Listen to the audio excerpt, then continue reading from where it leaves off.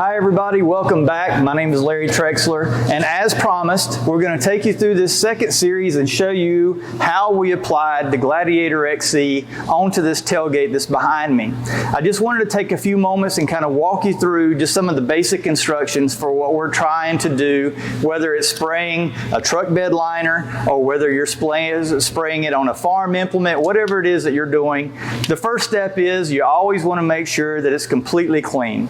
Take a pressure washer to it, get everything off of it as much as you can, and then you're going to come back with a wax and grease remover. Make sure that you get all the contaminants off of the surface.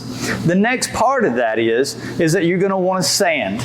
Now, you have two options. We actually use both here, and with that you can either use 180 grit sandpaper or what we call a cut brush. This cut brush is a nylon bristle brush, screws onto the end of a buffer. There's a couple of different manufacturers out there that sell these, and they really make life easy if you're doing large areas. So you don't want to take the surface down to the bare metal. GladiatorXC applies and adheres extremely well to OE finishes as long as they have good adhesion. So the other thing is this, the stipulation there is if you do have a lot of bare metal, then you're going to want to prime that, usually with an epoxy primer, and it needs to be clean, it needs to be dry, and it needs to be sanded. So once you've gone in and you've done your sanding step, blow everything out and then re-clean it again with wax and grease remover.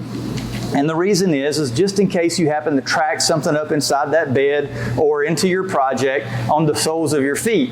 So get everything clean again.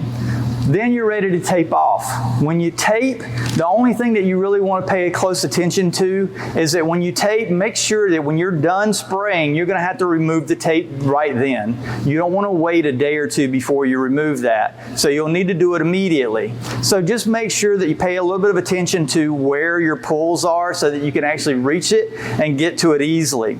Once you're done with everything, taping everything up, plastic sheeting everything that you don't want to get any overspray on, then you're ready to mix the product up and you're ready to apply it. Now with this, we usually spray anywhere between 3 to 4 coats. You're going to give about 10 to 15 minutes in between each one of those coats, and you're going to want to spray at about 50% coverage for each one as well.